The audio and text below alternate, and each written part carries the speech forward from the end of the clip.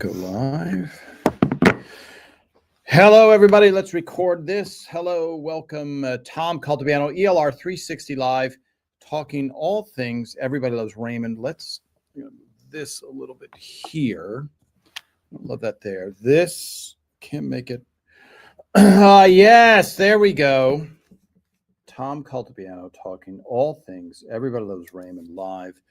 I wonder. All right, let me see this. And I'm looking at this, waiting for our Facebook friends to show up. Yes, go live here. I think, does that go live? There we go. And go live, yes. Clicking on that. Let's see how that goes. All right, let's see. Am I live, people? I don't know. We have to go on Instagram and see. I'm looking there. That looks good. That looks good. Everything looking good. All right. What do we want to talk about today? Yes. Hello, Maureen. Yes, I'm saying hi. By the way, we're in the summer months. So the idea of people staying out in the summer to listen to me talk about Everybody Loves Raymond is less appealing to me if you enjoy going outdoors. Of course, if you are in the United Kingdom, then it is nighttime there. So I guess that's not a bad thing. All right. I wanted to talk. Let's say hello to our friends. Hi, Mona. Hi. Hello, everybody. Happy Canada Day on Tuesday. It's Canada Day on Tuesday. Okay. I think you know that we as Americans do not pay attention to any other countries. Okay, so I'm glad you brought that to my attention. We are woefully ignorant. I'm going to just speak for myself, not on behalf of the entire nation, but happy Canada Day. And is Canada Day like our 4th of July? Is it equal? Like, what is the significance of Canada Day? And you don't have to explain it to me, Mona. I can always look it up. Hello, Gil. Now, Gil in the United Kingdom, Gil came to the Paley exhibit, and I want to talk to a little bit more about the Paley exhibit, and not because, here's the thing. You never want to, let's say you have a dinner party, and only some of your friends can make it. You don't want to sit there and talk about this dinner party endlessly to rub in to people that they weren't there, because only about 200 people were able to go to that live event. So the whole idea is to talk about it and include people, and part of that is the Paley released an extended version of the Monday night program. So we're going to talk about that a little bit. So hello, Gil, who did make it from the UK. Yes, hi, Karen, Jack. How are you? Let's see what we got. Hi. Yes, you were, Meme, you were very, you missed last Sunday, but you were very happy that you were there. And I appreciate you coming. That was very nice. Hi, Kim, from Mississippi. That's code for Mississippi. That's short for Mississippi when you don't have the time to say the whole state. Yeah, I do appreciate you coming up. Okay, so let's talk about what the Paley event. We had a Monday night event, and again, I talked about this last week. I want to talk about it this week just real briefly. They released like a 45-minute, they being Paley, a 45-minute version of the Monday night thing. And I was watching, I go, they cut out my entire story, which is fine, but it's somewhat entertaining. And without it, I don't think I say anything until about 40 minutes into the 45 minutes. So you have somebody sitting there contributing nothing. But they went back in, and what happened was the program, the writing program, because a lot of people also ask, was Patty Heaton there? Why wasn't she on stage? So Patricia Heaton was there. Brad Garrett was in the United Kingdom. He couldn't be there because he was doing press for his Pixar project, Alio. I think there's, by the way, there's a hat out there. Oh, yeah. Can you grab that hat, Jack? Okay, great. So he was doing press in the UK, so he couldn't be there. The segment on Monday night was just Phil and the writers of Raymond, Phil Ray and the writers of Raymond. Patricia Heaton was in the front row. But, and I said this to Patty directly, Patricia, yes, here is the movie that Brad Garrett is in. I make no money from promoting the Brad Garrett. He plays a character. Brad Garrett does a lot of voiceover that I think a lot of you may not know. An incredibly good voiceover artist. Ratatouille, I know he's a big part of Ratatouille. So there you go. That's why Brad Garrett couldn't be there. And we said, tell Pixar and Disney, tough, I have to do an hour-long show in New York, but it didn't go that way. So as I said to Patricia Heaton, I said, Patty, because that's what we call her. If you're on stage, then people really don't want to hear about the writers. And why not save you being on stage for when Brad can be there, Ray can be there, Monica can be there, who played Amy. Oh, hopefully Alex Manessis can be there, and have the whole cast. So if Patty was on stage, it would be us sharing stories and every once in a while throwing it to Patty. So that was the logic behind it. And they were also potentially going to film it for our TV reunion special, which still might happen. We still don't know. We still haven't gotten the double thumbs up from the powers that be. And I know, and I want to thank you guys who watched the show. We moved up in streaming on the platform that is Paramount Plus. So let me see. Do I have that here? Hold on. I'm going to show you guys a headline. This is like the news. Here we go. So that is Everybody Loves Raymond reboot comments send the 29-year-old sitcom rising up the streaming charts. Okay. So thank you, everybody, because that really helped us move up in the charts. That Paley event had ripple effects. So when they did the original cut, Paley, for the video that I hope all of you guys can watch because you get a feel for how it worked in the writer's room, although you guys who have been watching me since the beginning know very well so much of how it works. And so a lot of those stories you'll know. However, many of you who have never seen all of us on stage or a lot of us on stage will not have seen it. So when they made the original cut, I think the original editors were told, cut out anything that leads to a clip because they don't have the broadcast rights to show a clip. And just so you know, what that means is, because it's a weird area. You guys go on YouTube and you see all kinds of Everybody Loves Raymond clips and they're just up there. But for an official company like Paley, which is a nonprofit that supports television, radio, all other media, they have to go by the book. So when you see someone's like, oh, Dan65321 posted a clip of Everybody Loves Raymond, he doesn't get an official release from CBS. He just puts it up.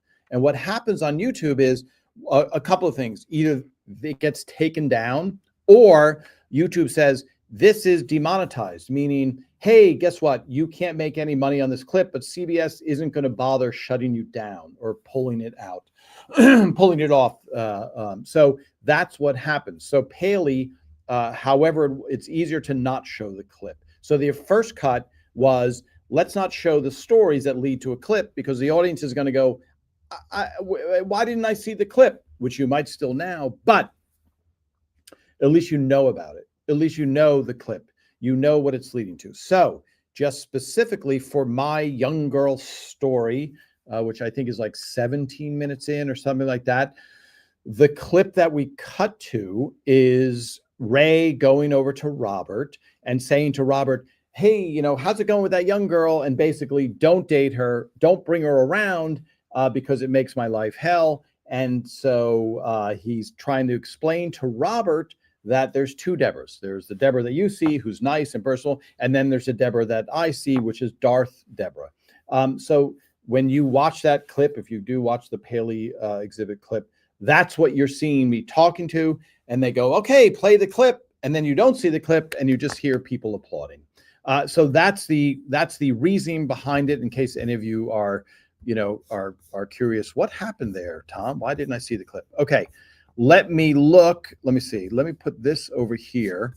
So I have to keep track of all of the comments. Hello, everybody. Hello. Let me see. Inspired girl. You know. Hello, everybody.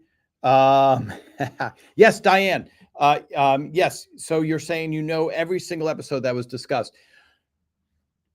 I would expect that, and I love that fact. And I think, in the live show with the people in the audience, there are some people who don't know that clip, and it's also good just to see that clip. But that's all. That's the reasons behind it, everybody. Let me see. Here we go. Yes, on Facebook. Hello, everybody. Sorry, I'm catching up on all these comments. I did post photos for everybody on my New York trip. It would have been great if more fans, yes, could have attended. Yes, unfortunately, their theater only seats about 200, and I think it's sold out within a day.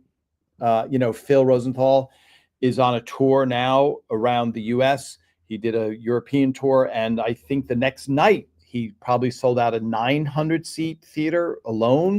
So you can imagine. That. Hi, Deb. What was the outcome with the 19-year-old at that time? Did either of you lie about your ages since it was written into the show? No, nobody lied about their ages because the difference. So here, it's funny because Ray chimes in. Ray was obviously there in person. Here, hold on. Let me take a little drink, folks. There you go. Our favorites quote smug.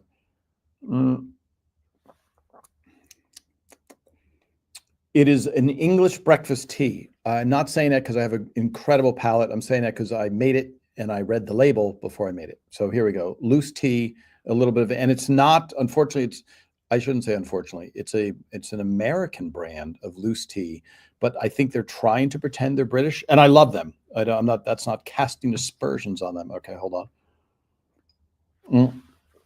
Let's see what quote can we find on there. Who's the nutcase now? Yes, there we go. Great delivery by Patricia Heaton. That is in the museum. Okay. What was okay? Yes, Deb, Tucker, Frank, and you're in. By the way, you're in New Jersey. I forget. But you're near Hot Dog Johnny's. And for those of you that hear me mention it, Hot Dog Johnny's, are you ready for this? Is in the town. If you guys look it up, I believe it's in the town of, and you can't ask for better as a comedian, Buttsville, New Jersey, I believe, is the home of Hot Dog Johnny's, a little stand that was started in 1946. So yeah, let's. You heard Raymond heckling me a little bit. If you watch the live, go back and watch the live. You'll hear Ray making fun, and unfortunately, he used an expletive, which is another word for a swear word, and we were hoping that he wouldn't swear at all. Raymond.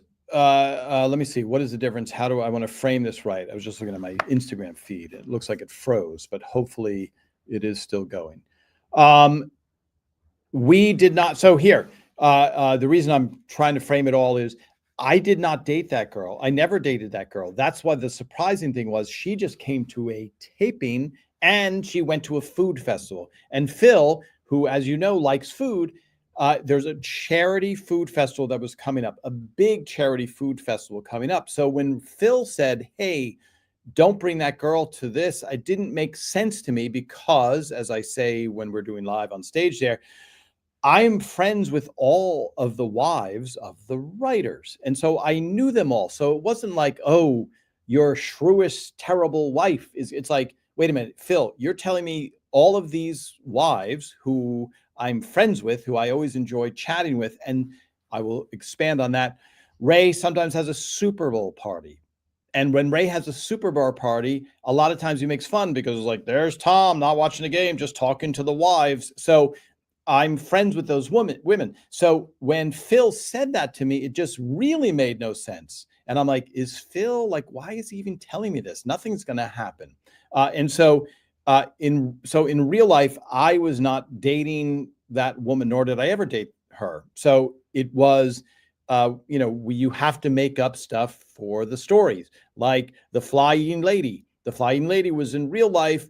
The second half really happened to Ray's brother, but it was snakes instead of flies.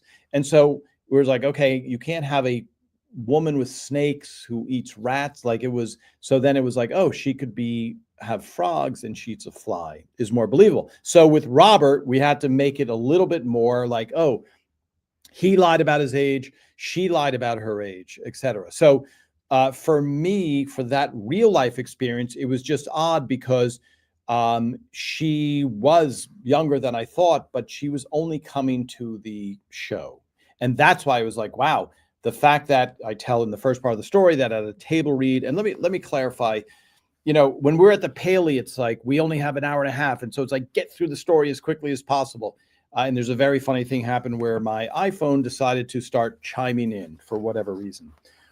So let me see, why is Instagram frozen? I'm restarting it. Hopefully it's not frozen. Let's do this and then let's do this and let's click on Tom's Lot. It is working. Okay. So the table read is the beginning of the week. And usually what happens when I say the story that nobody talks, the table read, everybody's sitting around a table. Nothing, nobody makes an announcement until Phil Rosenthal goes, "Okay, welcome back, everybody. We're very excited. Great show last night. And now let's start a table. This is called Young Girl, written by Tom Caltabiano and Aaron Shore. And playing the part of Young Girl is Tinsley Grimes, and playing blah, whatever." And he makes an announcement. That's the only thing you hear when Phil decides it's time to start the table read. So when I tell that story, we're all sitting there milling about. Nobody is paying attention. Nobody talks. There's little side conversations, but there's never a hey. And so when that happened, when the director said, "Hey, did you see the girl that was with Tom last night?" Um, it was shocking because nobody had anybody's attention, and there was no big announcement. So that paints that picture a little bit more. And then when we went to the food festival, I told the top secret story, which I can never leave, which was Morris, and again, big charity food festival on the Universal Studios backlot with Wolfgang Puck and 50 other chefs. And you are there, and it is the first time I went, and it's hard for you to believe if you're not used to going to food festivals. And Phil clued me in on this early, and it feels so wasteful, especially if you grow up without much money. You have to take one little bite of this most delicious thing and then move on and throw the remainder in the garbage. Now, they're only giving out little samples, so it's not like you have a giant piece of pie and you take a bite. It's still a miniature piece of pie. But like a wine tasting thing, you can't drink all the wine or you will be drunk. However, Doris that night did partake, and unfortunately, she tripped at the end of the evening, and she fell and she hurt herself. So, probably 5 of us, 6 of us writers went to the hospital to be with Doris while they and I don't know that she had stitches or something. I feel bad when I'm even talking about it just 'cause I took pictures of her at the filming, and I think we've talked about it on this, before, but we could only shoot her from one side that week because she had heel on the side. So when I tell that story in the Paley, thing, uh, you will hear what I'm saying is we all go to the hospital, and I now have the young girl with me instead of, "Oh, we saw her a few times at the food festival, and didn't really talk to her." Now we're sitting in the hospital waiting room, hoping, waiting for Doris, etc. Uh, I don't know if her son was out of town or something, but we were her family. So I'm sitting there, and now it's with writers and comedy writers will not sit there and go, we're in the hospital, Doris might be injured. I don't think I'm gonna make fun of this young girl and maybe talk about, sippy bottles, curfews, um, state law, all kinds of terrible jokes. It's literally a playground for a comedy writer. So now we have an hour of me just having to sit there, and rest assured to the young girl whose real name is Jessica, that, they're just kidding because this is their profession, is to be professionally annoying people. So that's the story I tell in Paley, but I accelerated a little bit more that portion of the story. And then the other, not that this stuff isn't true. The stuff of Robert that we have to formulate for the story for the episode has to be made to apply to our characters. So it can't be that Robert took a girl to a film, a food festival. That wouldn't make sense. Robert now is dating this young girl, and what are the ramifications that come from that. So that's kind of all of the, behind the scenes stuff. The real stuff was all true. Tucker Carlson getting into a fight with his wife. And then what I left out because we didn't have enough time is, when it first came up in the writers' room, the female writers were very angry at me and saying you should date someone your own age, whatever. And I wasn't dating this girl. That's the thing that has to be made. So there you go. That's a long Deb, home of Johnny of Hot Dog Johnny's. I hope that works. Okay. Hi, Tom. Your audio is fading in and out. Is anybody else experiencing Tom's audio fading in and out? Hopefully not. Should be pretty good. But you let me know, people. I like to have good audio. Robert, I didn't even have phone stand. Yes, a lot of jokes in there. Hi, Deb. Let's go on this. Yes, let me go up here. Thanks for answering my question. I have another one. Oh, another one, Deb. You're a lucky. This is the beauty of doing an hour. We really have a lot of time to answer. Versus for those of you that did attend the Paley, did it feel? I mean, I know it's pure joy from beginning to end. I'm not saying that sarcastically. To see they also cut out the blooper reel that Raymond and I put together years ago, and then Raymond tweaked it just recently with original stuff. The episode with Deborah's parents having relationships after divorce, did that come from a real event? Yes. Hi, Deb. Deb in Phillipsburg, New Jersey. Yes. Is it in Buttsville, by the way? Hot Dog Johnny's. But Deborah's parents having relationships after divorce. No. So sorry, did that come from a real life event? Not really. Sorry, I'm running through my head. Ray's parents were separated in real life. Ray broke his arm in real life. You know that flashback story. I'm trying to think. Gil. See, Gil is a trusted person about audio. Let me get right up on the microphone here. So Ray, that happened with Ray in real life, Ray's parents, but I don't think so. Patricia, it's weird because Phil tells a story about making fun of the in-laws, which were kind of his brothers in-laws. So not everything is linear, meaning Patricia Heaton's parents aren't represented by, Warren and Lois necessarily. It's always building up character, even for Frank and Marie, it's Phil's parents, Ray's parents combined. So no, that, as far as I know, dating post-divorce did not happen in that lifestyle. Now, Patricia Heaton's mother died very young. I think Patty might have been 13 or something. So there you go. I don't know. Um, uh, yes, but I will find out. Okay, let me go. Here we go. Oh, okay. A lot of that. Yes. Okay. Sorry. Now I'm catching up. Let me know if it's any better. I can turn it up a little bit here. Turn it up there. Turn it up there, but I don't think it's my microphones. I believe it would be the internet, as they say. Luckily, I have a backup recording going, and so I can always fix it in post, as they say. Hi, Annabelle. Let's see what we got here. Yes. Oh, sorry. I'm way behind on comments. Yes, Meme, you were at the Phil event on Tuesday for his Netflix show. That is awesome. Okay, let me catch up. I have to go. Um, let me catch up. Yes. Okay. So Annabelle, I hope a reunion show happens. Would it be at the Paley again, or would it be in California, or is it unknown at this point? Okay. So many things are completely unknown. Sorry, everybody. They are completely unknown.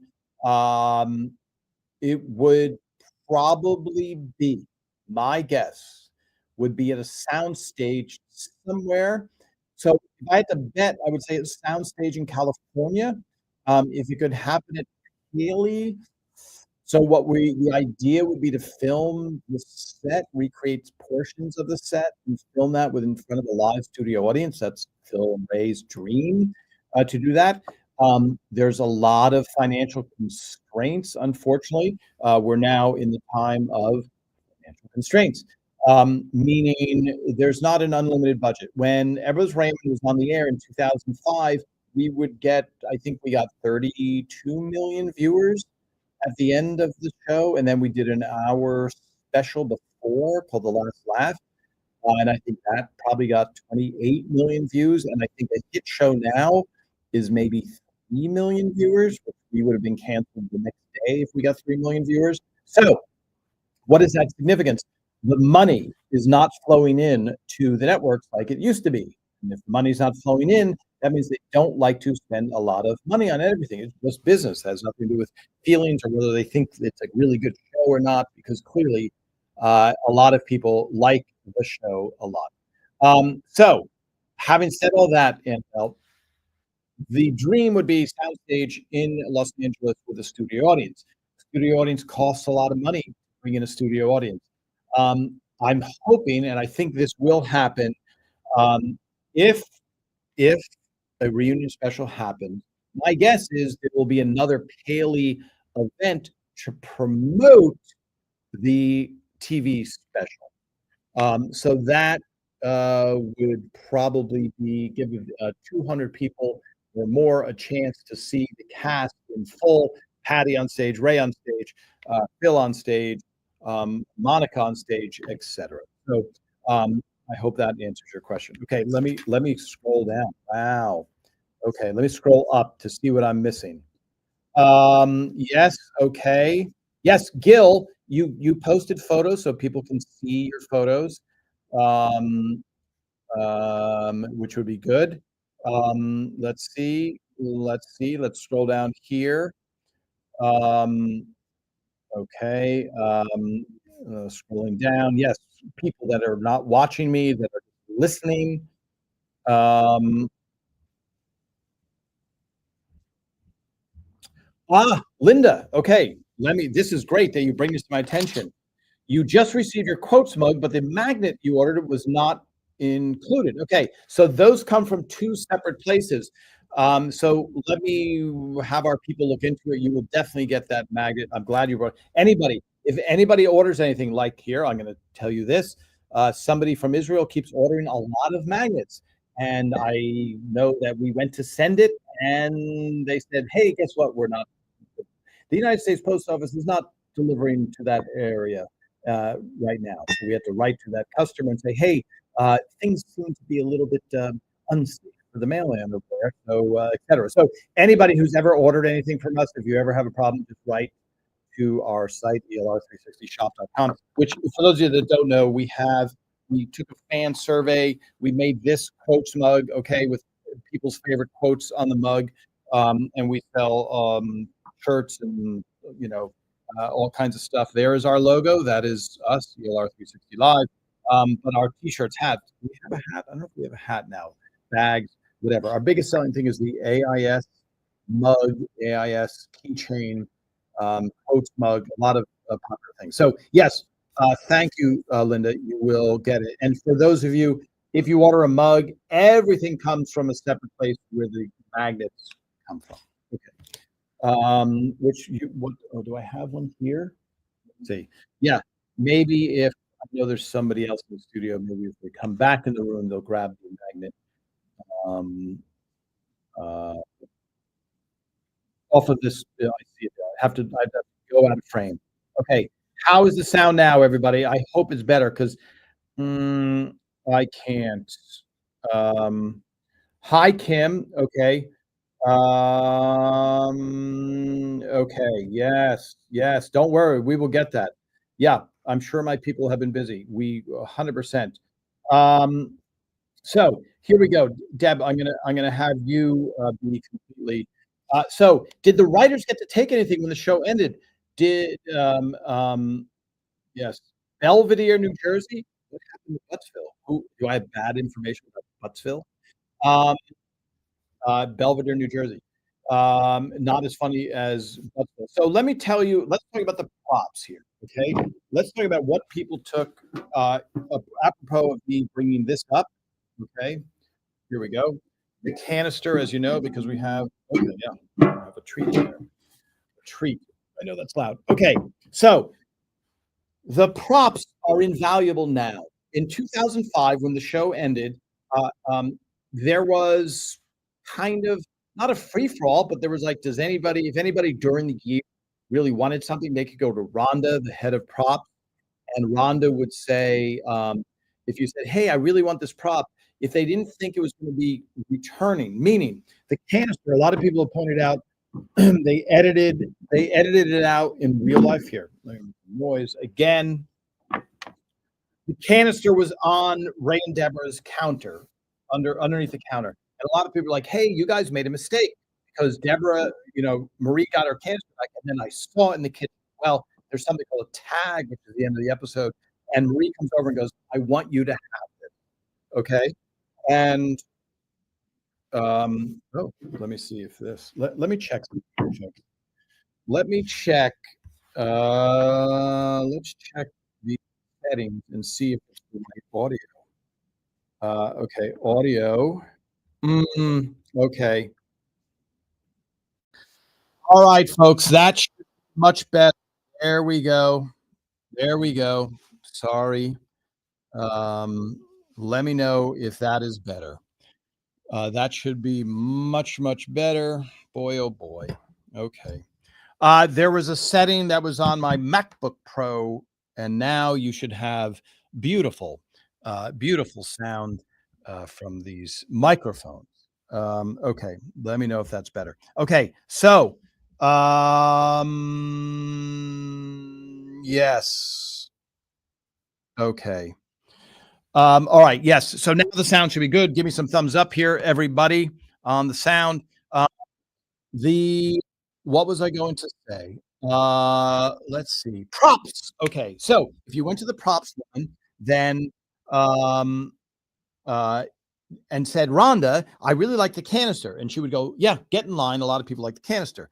If and we need that for the end of the show, so you could go to her and say, "I really like those." You would be surprised at how few people wanted props. Now, I know it sounds crazy, but initially, not that many people wanted props. And now, when I saw Ray's wife at the Paley Center, she said, um, because the Paley Center exhibit is phenomenal. And she said to me, "Tom, I really wish I had kept more things from the show. I never even thought about it." So there was a lot going on. If you, the general public, were released on the set, like people in a shopping video where you go, "I want this, this, this," everything would have been gone. Appropriately so, because I would have, if I was on the set of I Love Lucy and been like, "Can I have this little whatever from I Love Lucy?" It would be a thrill. But at the time, I don't know of many of the writers that took anything. Now, Tucker Cawley, who wrote the baggage episode, he has the fork and spoon and that magnet.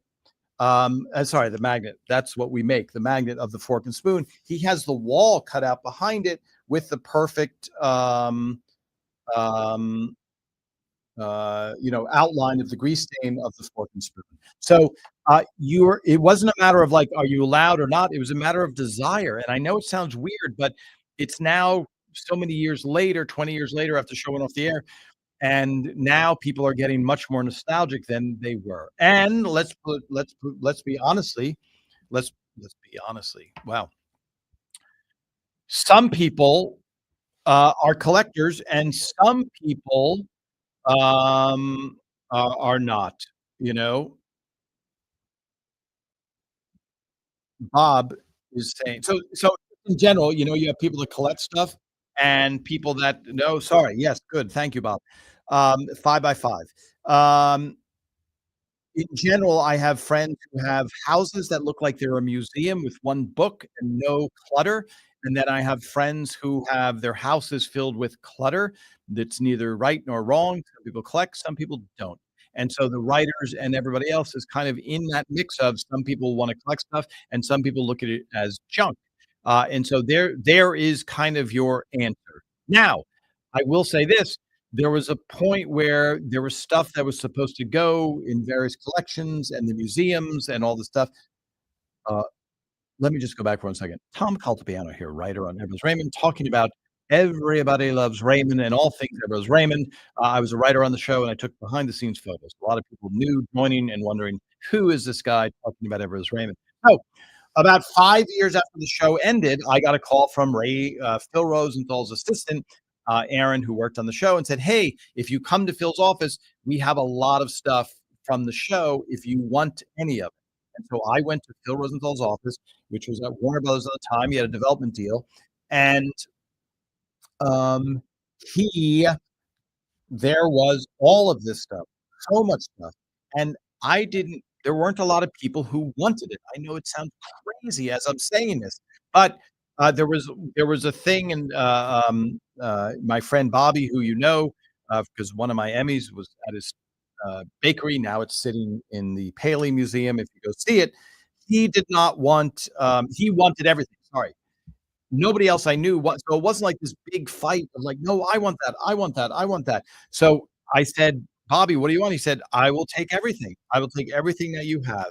And so, uh, we packed up a lot of stuff, and they wound up in Schenectady. Now, I'm gonna show you an image of here. Here we go. Both of these things both of these things, uh, he has. The fruit dish. The ceramic fruit dish, very desirable fruit dish, and the rooster lamp, uh, he has. And then my other friend has this, the, rolling pin mail holder, and then, my friend let me see, is it here? Okay, I don't see it here.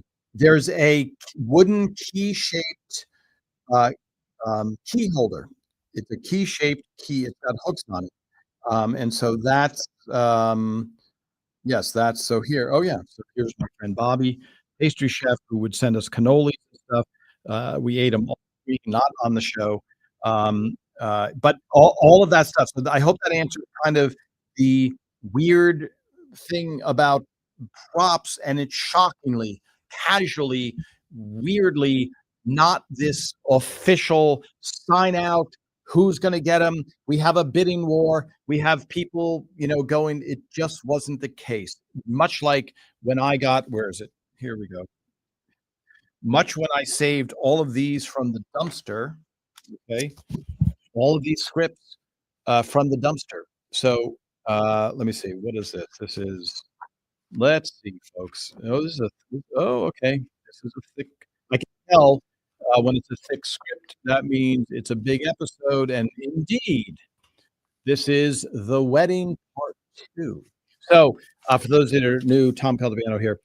These are wardrobe scripts with Polaroids of every single actor with every single wardrobe change from every single episode that was going into something called the dumpster. And so if that happened, if I didn't rescue them from the dumpster, you would never see all of these candid photos of our actors in their costumes, frozen in time, forever to be enjoyed. So I know it's just shocking to me how casual and, not organized it was. Is that Patty looking good? Let's see. Let's go to a wedding outfit because people okay, so here's Ray's daughter.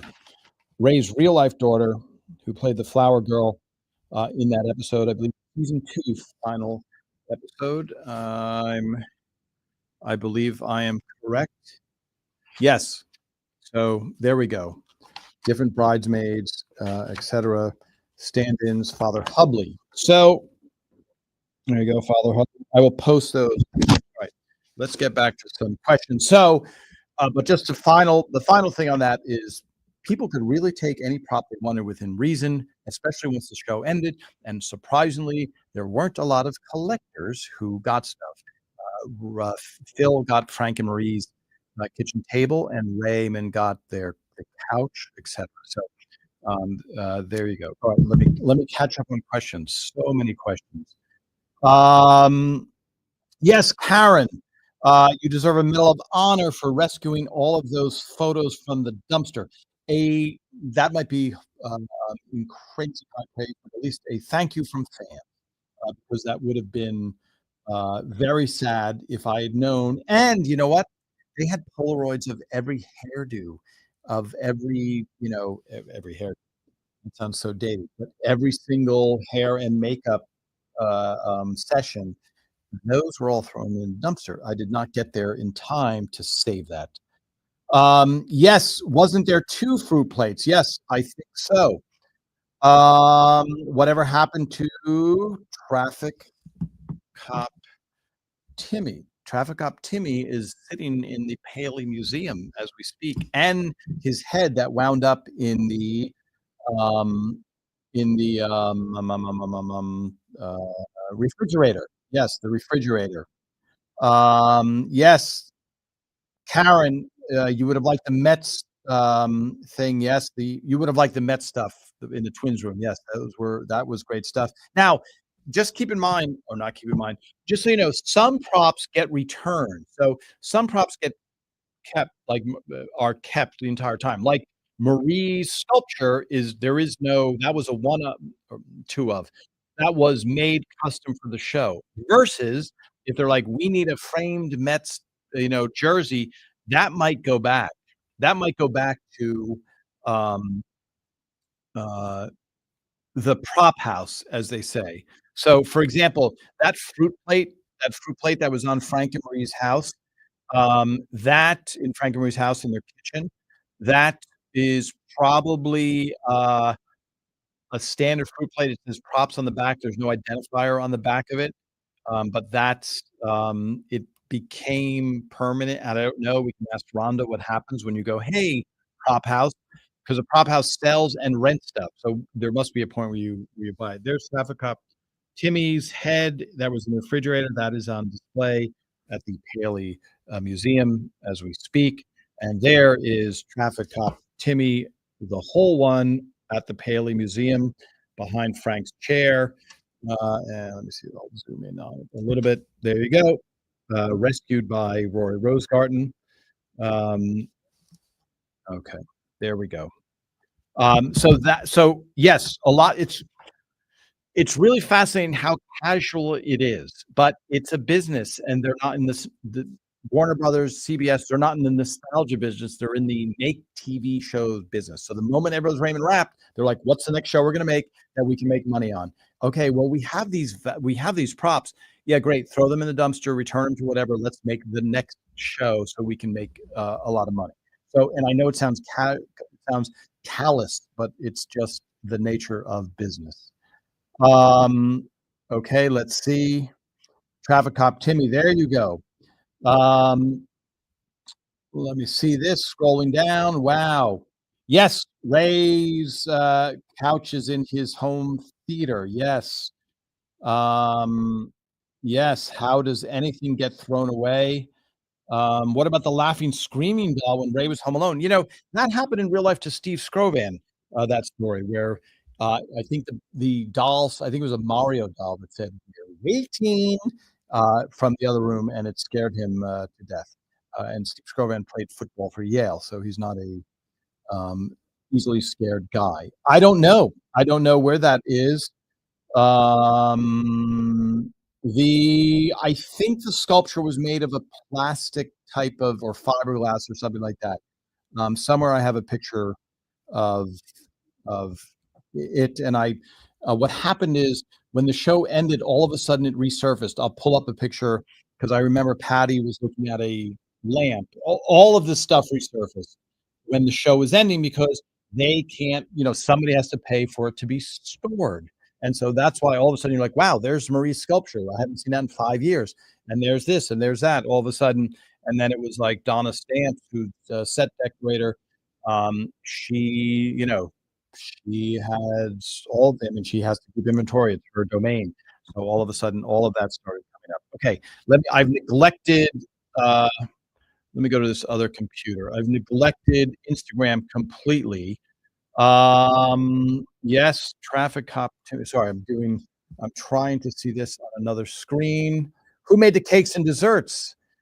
is the question. The stove from Ray's house. Yeah, my guess is that. But, my friend Bobby in Schenectady, when they were breaking up Nemo's, he said, "I would love Nemo's."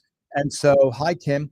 And so I spoke with I don't know his title, Ken Ornstein, and he said, "I gotta tell you, Tom, it's such a it's such a not like really it's just a facade, it's really I'm trying to say I'm not trying to mince words, I'm trying to describe it accurately.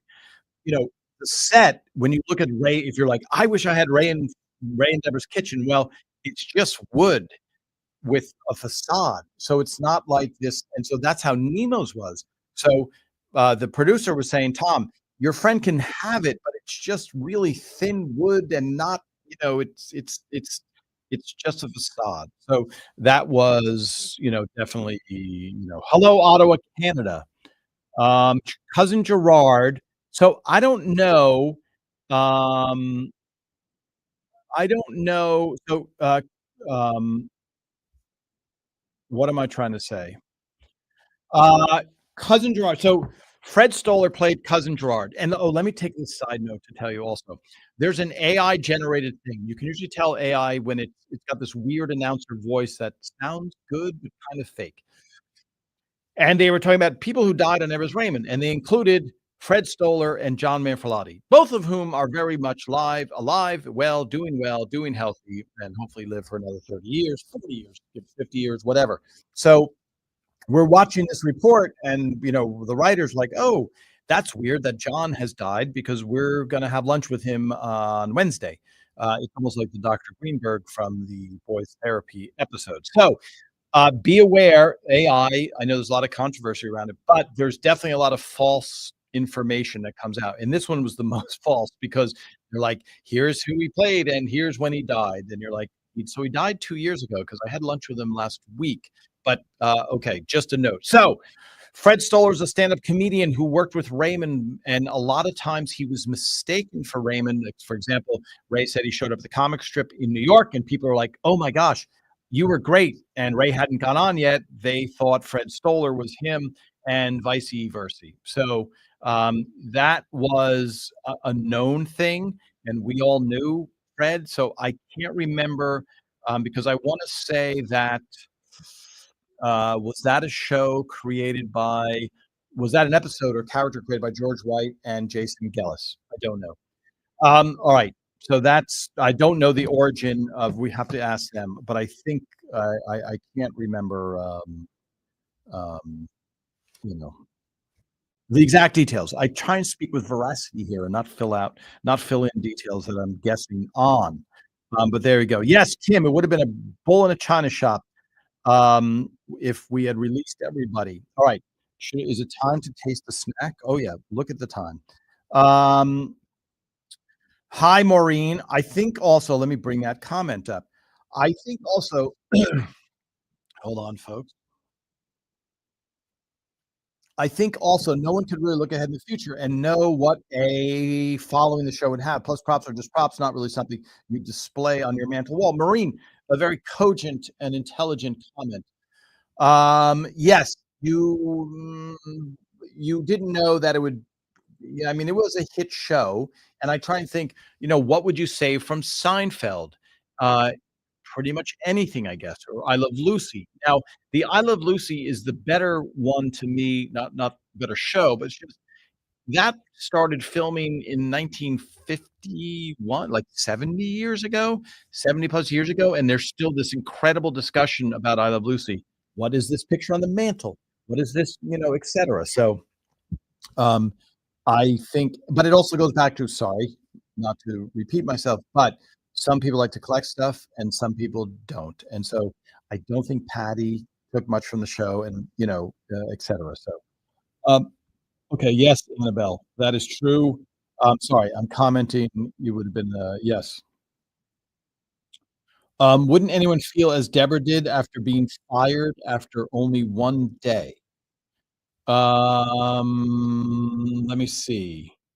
Um, yes, yes. Sorry, I'm catching up. It's weird. The ELR book, yes. I'm going to my library near home to see if they have the Everyone Loves Raymond. Yes. So you can buy so the ELR book, I don't have a copy here with me, but that we did, uh, when the show was ending, but Phil and Ray thought they were gonna end it at season 8, so that's why the book only goes up to halfway through season 8.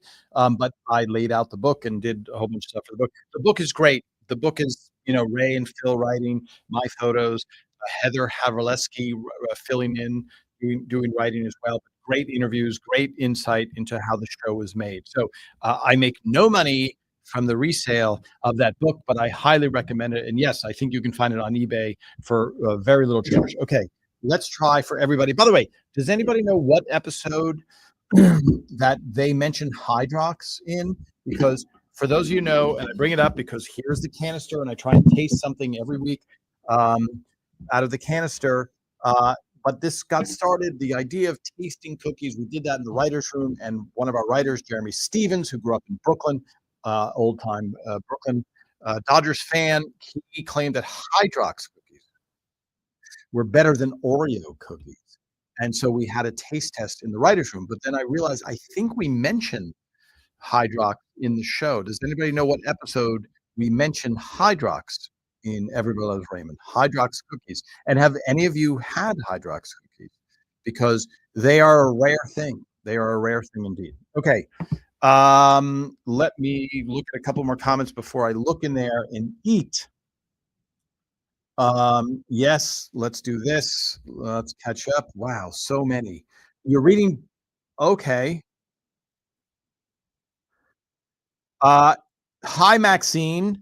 Let me just bring this comment up. It's easier for me to read. Whoops, that was the wrong one. Absolutely false that Hydrox are better than Oreos. Okay, those sound like very much fighting words. uh, a Mets fan, Karen. I'm reading. Hi, Maxine. Maxine, you were at the show, right? Were you at the live Paley show? I wish I could have said hi to everybody. It was, as you can tell, if you were there, it was a lot going on. Red carpet and interviewed by Entertainment Tonight, and a whole bunch of people on the red carpet, and then back and forth and up and down. So whatever. But I'm sorry that I couldn't say hi to all of your fans, and some of them I was surprised. But if it makes you feel any better, I didn't know that Rick Murata, our music composer, did the Italy music and all the music from day one to the last day, was in the audience either. Completely missed him, didn't get a chance to thank him for doing all the great music.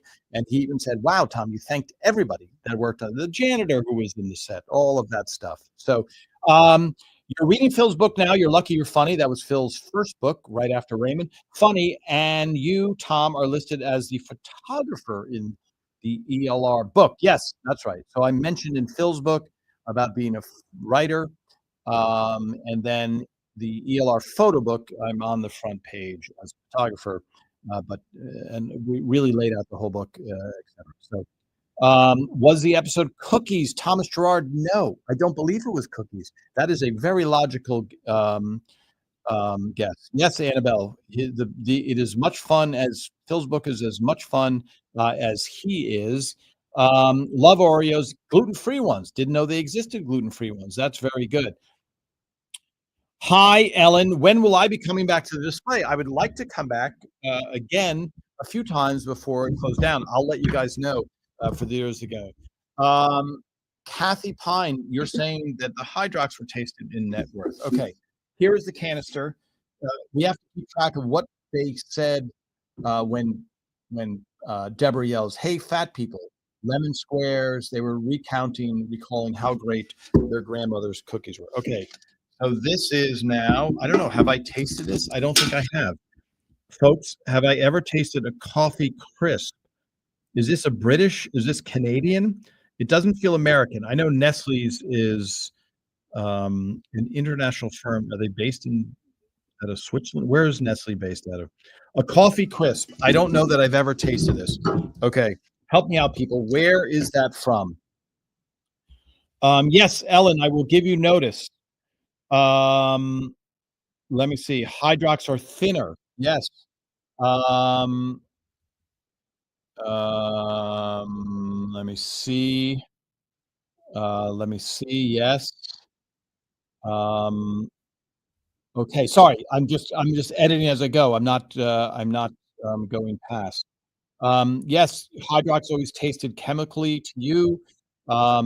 Yes, oh, hi, Linda, you said hi on Annabelle's phone. Okay, do we know where these are from? I can't look it up because I'm talking to you guys. All right, either way, no more delay. I'm gonna open it up. This is more in the candy bar territory. I rank it on 1 to 10. I think my highest, like a 7 something. Okay, this seems like a standard looking, but I love coffee and I love chocolate, so this could go well. Okay, hold on. Here we go. Here's what see, it's tough because I can't get chocolate on the keyboard. Okay, I gotta put my hand over it. So that's what it looks like, folks. It looks like a pretty chocolate. Okay, I'm gonna eat it. Let me hold on. Mhm. Mm,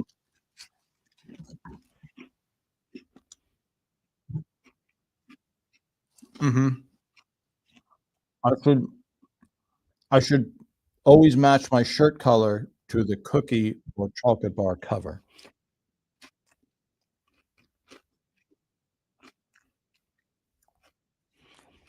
I'm tasting the crisp part.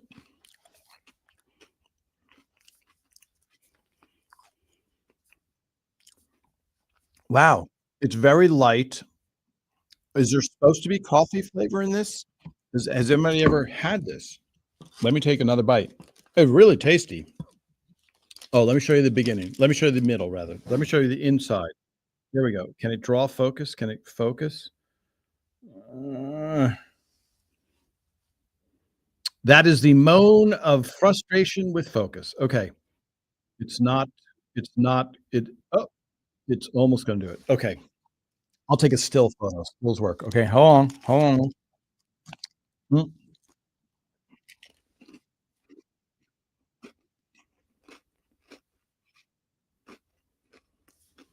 I'm definitely not tasting any coffee. It's definitely delicious. It's milk chocolate. It's got a crunchy, light, airy innard. Um, I'm gonna give this a 7.0 even, a 7.0 even. I don't know if that surprises anybody. I don't know if anybody's had it. Mm, yes. Mm,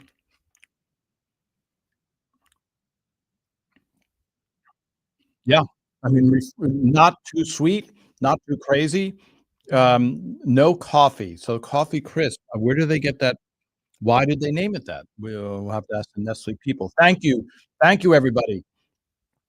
Um, Toffee Crisp in UK, which is a great but not coffee crisp. So, Karen, does anybody know? Okay, Mona, these are can do you think they're Canadian? At the Netflix event, I met the actor who plays Bernie. Oh, yes, Tom McGowan. Cookie Crisp sounds good. Yes. Um, so let me see. Sorry, I'm scrolling for those not here, and I'm reading through all these comments. Coffee Crisp are Canadian. Thank you very much, Maureen. Okay, now I know. I'm gonna take one more bite because it was that delicious. All right, final questions, everybody. Time flies. Okay, when you're eating chocolate on camera. Hold on. I have to turn my hold on. Uh-huh. Mm,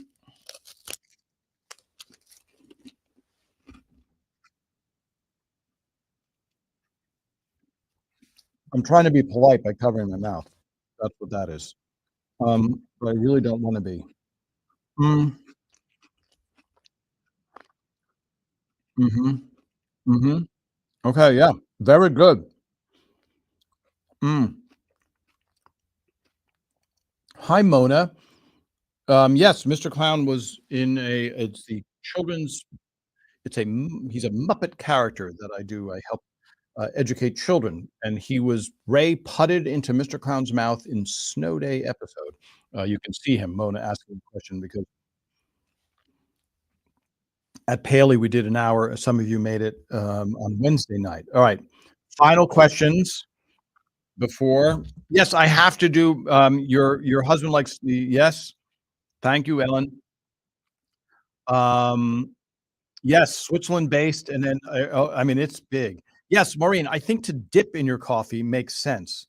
So, Lynn Van Orden, it's crispy, it's not hard, it's not like a crunch, it's very light and airy, so crispy is the right word, hence the name Coffee Crisp, although they could there's no coffee in it, so you can't believe the crisp part, but yeah, it's pretty light. it's pretty light. Like you could have, I don't know if you could have, well, you could have had, that's future pluperfect.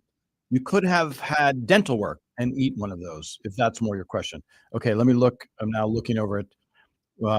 Yes, thank you. Net worth, Hydrox. Did not know that. Did not realize that. But I thought, oh, okay, that confirms that um,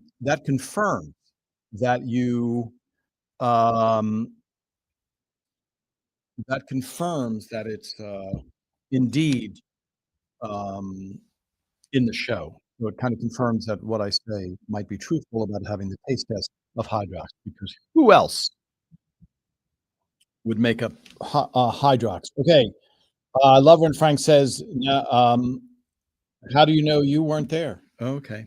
That's funny. Yes, on traffic optimity. Sorry, a lot of those stuff. All right, final questions here, everybody. We covered the coffee crisp. We talked about it. By the way, I have a lot of tasting to do. We have to do Robert's wedding. I mean, the wedding part 2. Look at all of these things, which I don't. What is this? Okay, I have a whole bunch of different treats that I'm supposed to taste, and that's what you're hearing. But this is not a cookie. This was in my thing. I don't know what those are. We'll add them. I know some people are going, that's a XYZ. Okay. I don't know what this is. Sorry. This we know also. And Gil was nice enough to bring some wagon wheels. Americans will have no clue what that is. All right. Final questions, everybody. I will see you next week. I think we are working on doing our full-time analysis podcast of every single episode ever done, starting very shortly with a different set and a whole different setup. But I will always be visiting you guys here. I love talking to you guys. Let me see. Ellen, where can we send cracker treats for you? I don't know. I'll have to figure out a shipping address that we have probably for our thing.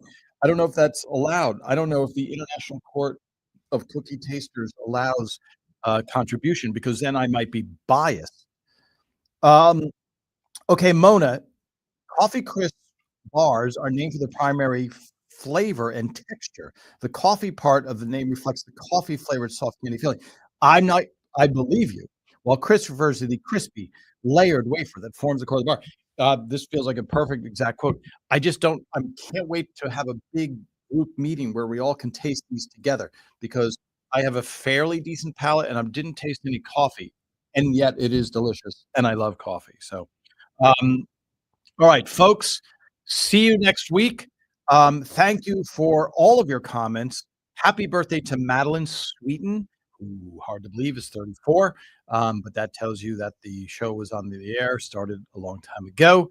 And for those of you that are sticklers for numbers, yes, we fudged the number for the 30th anniversary. The 30th anniversary is really 2026. But to write the 29th anniversary wasn't a good round number. And so that's what we went with. But the fact that Madeline Sweeten turned 34 tells you that indeed it was pretty much 30 years ago, because she was about 4 years old or something like that. All right.